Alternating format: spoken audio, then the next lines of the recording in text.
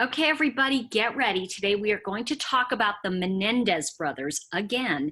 And this time I want to show you and actually reveal some unseen proof and really a voice from the grave. So the first thing we're going to look at, and as you're looking at this right now, I want you to notice there are two pictures I'm going to put up. The first one here is you're going to see the father, Jose, with Lyle and Eric. And I want you to notice that the little boy sitting like he's riding a horse on his father's lap. I want you to notice where the father's hand is. He is holding him distinctly by the crotch. And look at the little boy's hand as the little boy is trying to, obviously one of those, I don't want your hand there. And you can see it in that picture. And I want you to take a look at that for a minute. And now we're going to put up another picture. And the other picture is, and I just took a snippet, it was a picture of the four family members. The father, Jose, has his hand around the waist of Eric. Now, one of the things I think this is very important, or is it Lyle? I'm sorry, I'm confusing the names right now. Notice that his hand is around the boy's waist. What man holds another man around the waist? Okay, so now that you've seen the two pictures, one of the things I want to say to you is that you were seriously looking at photos that showed us 30 years ago. Something wasn't, over 30 years ago, something wasn't right. But you see, we weren't trained to look at it then. I know the glasses came off, so you know. We weren't looking at fathers who grabbed their little boys' crotches. We weren't thinking that 30 years ago. In fact, 30 or 40 years ago, we didn't even know this existed. Let me relanguage that. We knew it existed, but it wasn't to the forefront like it is today. We didn't acknowledge the damage it does to other people. And we didn't understand, meaning children, we didn't understand that sexual abuse and physical, emotional abuse over time starts to build. And when we look at, this is a little boy, look at that. That is a little boy. Imagine that age. I'm gonna grab my water. Imagine that age to almost what, 19, 21 when they murdered their parents. And I want to say this, and I think this is really true. There was a new book that came out, and I want to say it's not really new. It's a couple of years old, but you know, one of the things this author talked about, and I'm going to show you his information in a minute, that was very interesting is he followed the case. He was with the Miami Herald. He followed the boys. He covered the case. And he felt, and I think this is an interesting way of putting it, he felt that the actual case was not really a murder, it was a killing. And the reason he used those terms, which I think is very interesting, is that they weren't, yes, it was thought out, and yes, the boys bought the guns 2 days before. However, think about it this way. You know, if you feel your life is in imminent danger, I mean, these boys, one of them was going to UCLA, got in on his own. I want to show you, this is really fascinating stuff. But one of the things that we're looking at, and it's an interesting cycle that's happening right now with all of this stuff being exposed from USC, UCLA, all of the big schools and the payoffs going on. I think that's a very interesting thing that's paralleling what was happening then. Because if we look at the time, and I said this in the first video, but I'm going to repeat it now, the first video about the Menendez brothers, when they killed their parents, when they shot them to death, remember that the boys were grief-stricken also, and they were in shock. And something I want to say to you is that, you know, people were saying, oh, but they used the money and they bought all this stuff. They were using money they never had. Can you imagine being Cinderella in that house?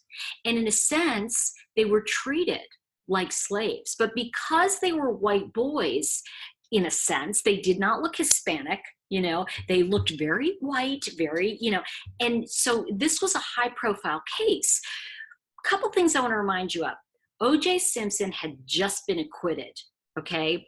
Meaning a high-profile case was lost by the LA District Attorney. The Menendez brothers had already gone on trial. So by the time, and they went on trial with their first trial with the hearsay, okay, of their abuse. Now, not only was it not hearsay in a sense, because the aunt testified to it, the cousin testified to it, but it resulted, their first trial, in a hung jury. Now, what do you think if she had had a chance when Leslie Abramson came back with a second trial? Do you think if she came back and went stronger on the abuse angle, we probably would have seen a lowered sentence? I want to say that manslaughter I can get. I can even see second-degree murder. First degree I really don't see. And bear with me on this. You know, the district attorney was under huge stress and like really pressure to get that conviction. And the judge in that case said, you cannot use the defense of self-defense. You cannot use that in your defense. You cannot say they were abused. There's no proof. Okay, so hold on one second. Just bear with me. What kind of proof do you need, Judge, in 1980 something, 90 something? Where were the cameras? There were none. Where was somebody witnessing it? They killed their abusers. Okay, and there was even the cousin who said that Lyle had said to him, you know, I sometimes the aunt said this. Sorry, that boys sometimes fought with who would get to sleep with the mommy, and when dad was away, and they touched her. So you're kind of getting this idea that there was a lot of like abuse going on in that family. There was a lot of sexual confusion, and there was a lot of emotional, verbal, mental. And the thing that happens is that, you know, and to be upfront with all of you, and I've said this, and please don't feel sorry for me. You know, people are like, oh, I'm so sorry for you. Please don't say, I'm all right. You know, like I'm one of the people that walked through it and went, okay, I mean, you know, I'm all right. Those of us who have been through some form of abuse, and I have, when you've been through that form, that abuse, you can look at somebody and go, I gotcha. I know you've been through it. And I remember how devastated I was when they were convicted, because I really, in my heart, in my soul, believed that they were abused. Now, does it excuse murder? No.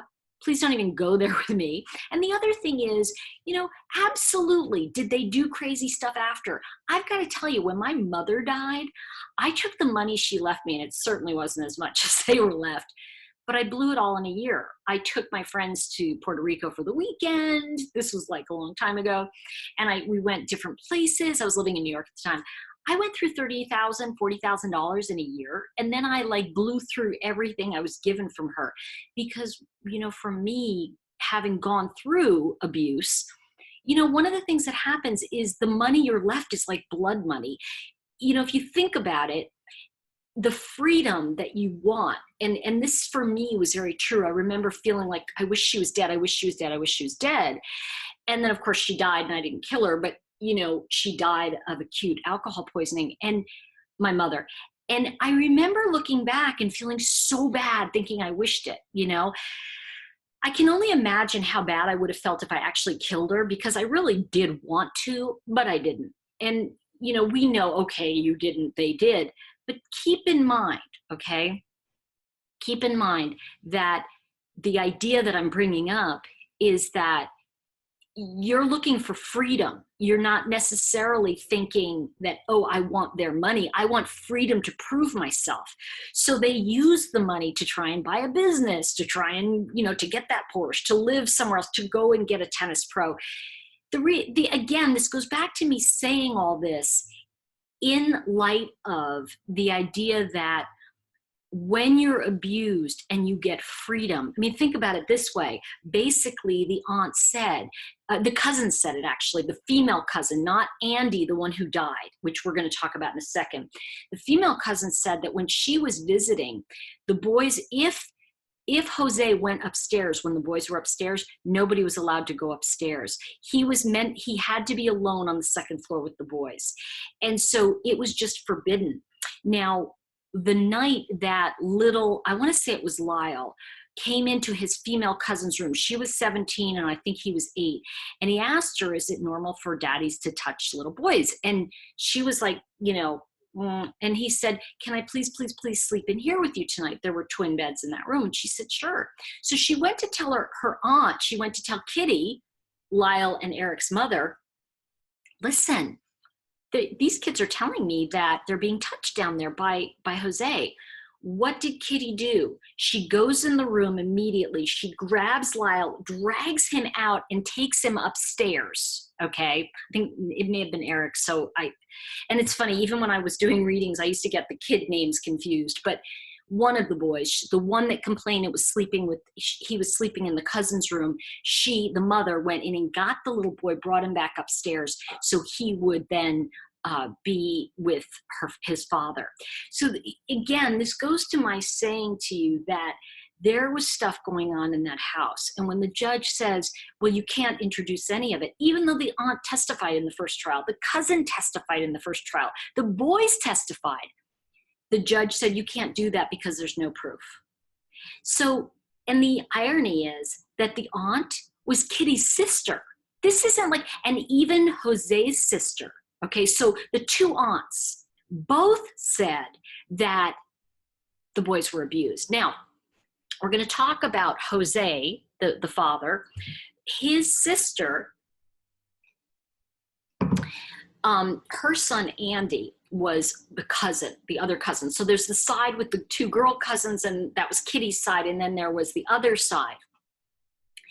One of the things I want to bring up to you all, which is, and I'm going to throw the glasses go back on because I got to read this. So one of the things that I think is very important here, and this is actually kind of interesting. I'm going to put the link up for this, but there is let's see, it's called menendezmurders.com, but it says on the right of the page, it has Menendez are found guilty of killing parents. That was the big, and that was on March 25th, 96. On the left side, check this out. It says UCLA eased entry rules for the rich and well-connected. Isn't it interesting that we're having this conversation exactly, check this out, almost exactly, I want to say 26 years later. Now, what's interesting about that, remember I talked about Jupiter and one thing, this is a Jupiter return. Jupiter goes around every 12 years. So it's very interesting what's happening here and what we're seeing. So through all the signs, I mean, but anyway, that's a different conversation. All right, what I'm going to do here, I'm going to go ahead and, copy this, and so we can throw it in into the video. Also, this is Robert Rand, and he talks about, let's see, he really, to be fair, he really talked about some of the stuff that went on in that house, and he also said that he really felt, and he says this on the Donnie and Grace In Your Face podcast. This is Rand, the author, and the book came out in this year, January 17th, 2019. So this year on the time of this taping. He says, on that podcast, I explained why the second trial was so different from the first. What happened in the April 2018 reunion of the brothers after not seeing each other for 22 years, and why I now believe that manslaughter, not murder, should have been the resolution of the case. And see, I'm getting truth bumps as I say this to you because I think that too. One of the things he also talks about, and I'm trying to find it in this article, which I promise it was here an hour ago. One of the things that was in here is he talks about the aunt and the cousin, Andy, who died. Actually, the cousin died in 2004. It was really something. And I need to tell you that what happened was, it's not in this article. Oh, it's over here. Okay. It's under change.org, by the way, and this that I'm citing right now. The murders took place in 1989, and change.org really has a it has a petition on here to get them a new trial. And this was, I'm trying to think of when it was put up. But anyway, the first trial, as I mentioned, was a hung jury. The second trial, sexual abuse evidence was not allowed by the judge. They were found guilty and sentenced to life in prison without the possibility of parole. Now, the thing that I want to talk about right this moment is what it says here is it says this issue affects everyone. How could sexual abuse evidence not be allowed during a trial? And here's something important. If it were two sisters, I guarantee the sentence would have been different. And that's what it says here. And I think so too. You know, do the brothers deserve prison? Yes. I mean, I really think they've done their time, 30 years. And the thing to look at too is, are they a danger to anyone else? So the truth is, at this point, they've been model citizens. I mean, they've done amazing things in prison. They've helped so many people. And I think in the time now of Me Too, right? We've just come through Me Too. And check this out.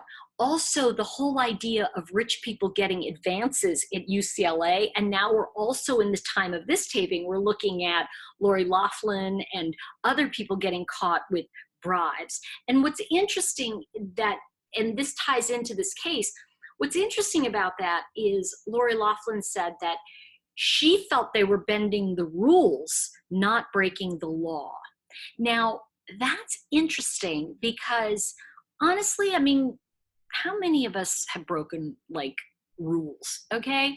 I mean, I remember I went for a speeding ticket. And I went to, they have in LA, they have the comedy school, you know, and the guy said to everybody, so how many of you have ever broken the law in your car? And I raised my hand. I look around, nobody else has. And he goes, well, there's one honest person. He said, why did you raise your hand? I said, well, I've broken the law. I just haven't gotten caught before. And see, that's the point, is that, you know, in that situation, and we look back, you know, 30 years now with UCLA and the rich people getting away with it. You know, when people say they've been doing this for years, they have been. So why, and we look at that case doctrine, we can actually cite for Lori Loughlin and say, well, wait a minute. This has been going on for years and years and years. This has been going on. Now you are enforcing a law that, I'm sorry to say, I know we know, but it's like we always went around and went, well, you know, the rich get richer. But you know, the thing is that a thing that all of a sudden now you're enforcing laws, and there are people who didn't know it was a law. Now here's the thing, and I want to say this because any lawyer will tell you this: ignorance of the law does not excuse breaking it. Okay, so I know that, but I do think we're living in an interesting time where even when we look at different situations like what's going on at the border, or what has, you know, in the past gone at the border of America, where, you know, we've had these laws on the books for years and years and years. And then when they were enforced, people were up in arms about it. So what's happening is everything is being revealed now, and we're looking through a different lens. We're looking, for instance, at the border, we're looking through a lens of humanity when we didn't 10 years ago even. We're now looking at UCLA and getting into college as, wait a second, this is America, it should be a level playing field. We're now, in USC and all that, we're now looking at things very differently. Like, you know, I think that even though I do feel that they broke the law, I'm talking now, again, before I get back to Menendez, I'm talking about Lori Loughlin, you know, particularly the payoffs. I believe they broke the law, but we're also looking at things differently now. So just because we all of a sudden decide to start, you know, enforcing these laws, it kind of feels a little bit disingenuous to me. Now, as I say that to you, remember, let's go to the Me Too movement. When we look at this case, when we look at the actual case here, and we look at, and I'm going to use the Kavanaugh case as an example, where Christine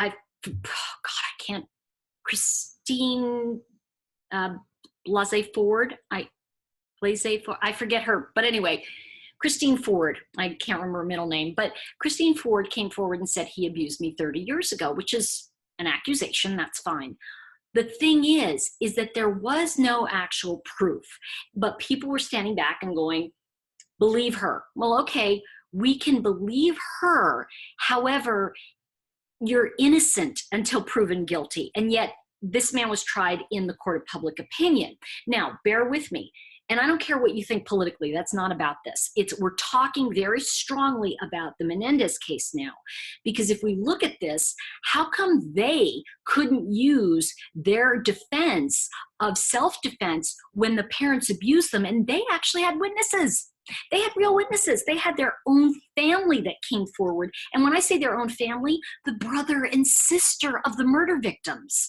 So imagine, it would be very different if Brett Kavanaugh's brother came up and said, hey, I saw him do it. Now that would make me go, oh, that guy's guilty.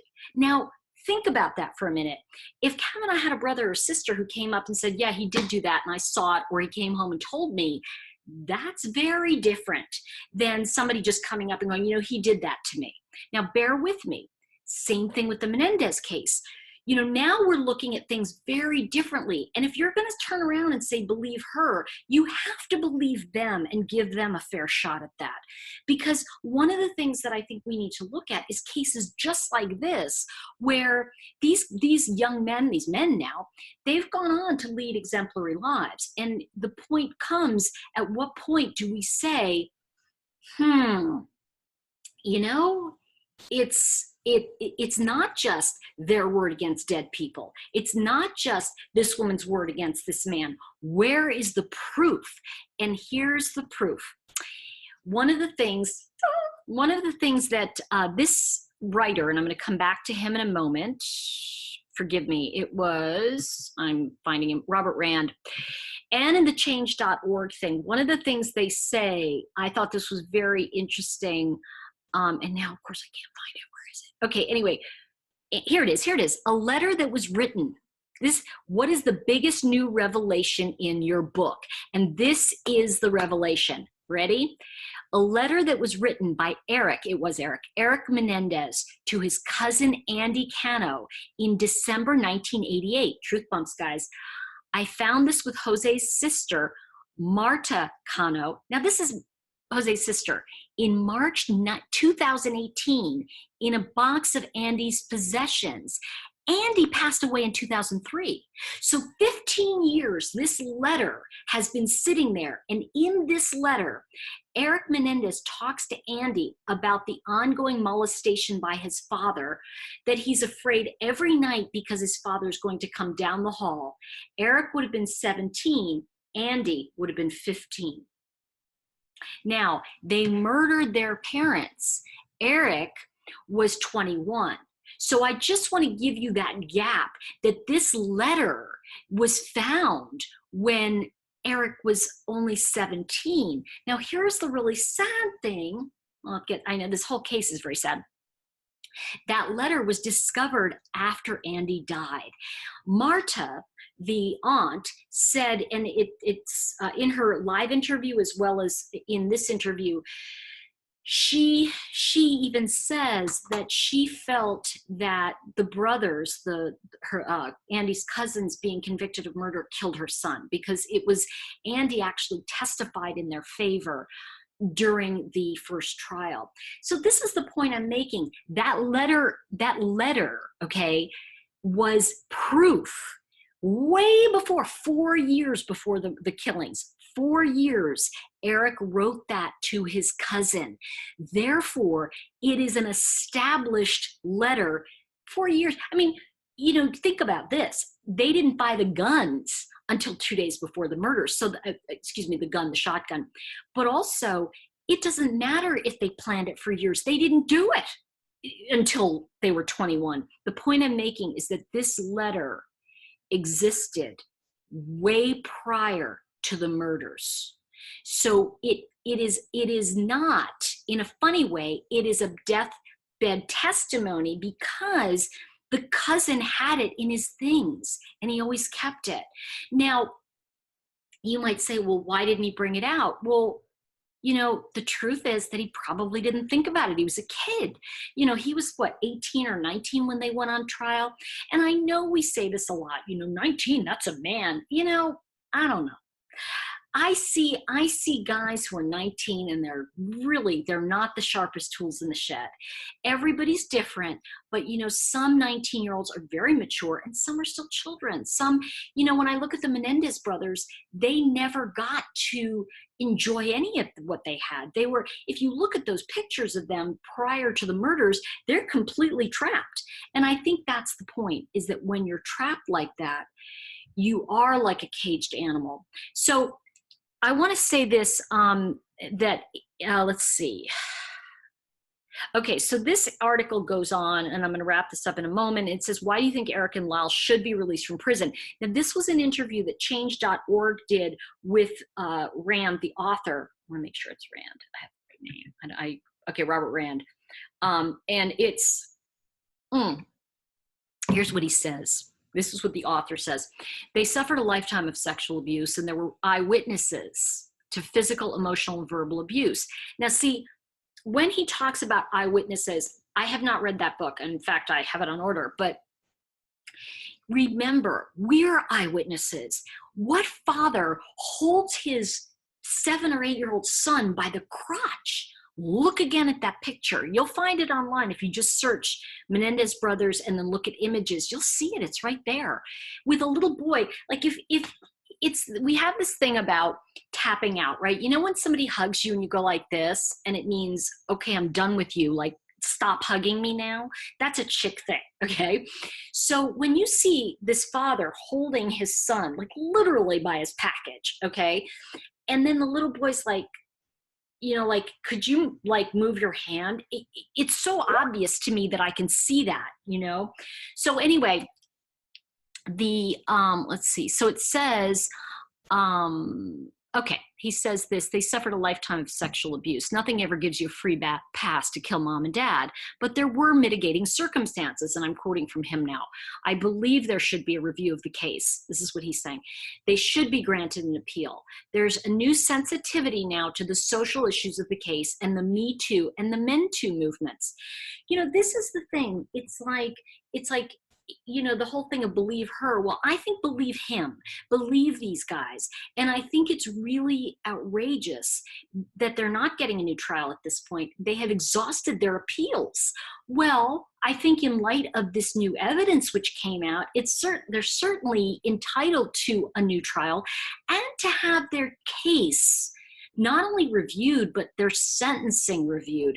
You know, I think that a fair, in their case, you know, it would have been life with the possibility of parole. You know, without parole, I mean, especially for people who've been abused. And I feel like when we look at what was going on in the system, if you look at that article that is directly next to the Menendez brothers, that it said the rich and powerful have been paying off to get into UCLA. And here are 2 boys believed to be rich and powerful. You know, there was a hatred of people buying off and getting away with things. And that's how these boys were really portrayed. So when we look at those 2 things, right, now we can start to go, wait a second. And we can start to say, you know, one of the things that the Kavanaugh situation brought up for a lot of us, obviously, is the awareness of the Me Too, that we're not alone in being abused. However, it also brings out the very important thing of the facts. Now, even if this did happen, there are no facts. But with the Menendez case, there definitely are some mitigating circumstances. Both of the aunts claim there was. The cousin who died over the stress of it in 2003. And he was only, I'm trying to think, if he was 15 in like, I want to say 89, he was only 19 or so when he died. I mean, I'm trying to think, maybe 20, but the point is, like, that's a lot of stress. So when you look at the family members who said, yes, this happened, what more does the court need? I mean, short of a Polaroid of Jose with his boy with no clothes, I mean, what more do they want? I mean, I think we have to look at now that we were ignoring it because we were seeing them as kids of privilege, as opposed to boys who were abused, and we viewed them and judged them as the privilege, which I get. And I don't want, again, I'm not mitigating the actions they took, but think about this. O.J. Simpson got on a plane and acted perfectly normal after Nicole died. Now, I feel he did it. He was acquitted. But an acquittal doesn't mean not guilty. Acquittal means you did not bring sufficient evidence to charge that person. There was a doubt. Now, how they found that, I don't know. But at the end of the day, I think it was more about sending a message at the time of really racial inequity. And so that was much more, if you think about it, that was more important. But the Menendez brothers, very carefully, were shown as rich boys. They were not shown as Hispanic, because had they been, there might have been more understanding. But again, in the Hispanic community, it closes its doors on that. So I really have to say that I think it's a good time to relook at this case. I want to read that book. I am going to give you more information as I get it, but I really would like to hear what you have to say about it. You know, the big thing is that it's not that you're not entitled to your opinion. You know, somebody said this on another thing. They said, oh, you know, she doesn't like other opinions. No, I just don't like it when you're mean. So remember what I always say what you mean what you say, but don't say it mean. I want to hear your opinion. Please post it below. And I look forward to seeing you on the next video. And please remember, be kind to each other out there. See you soon.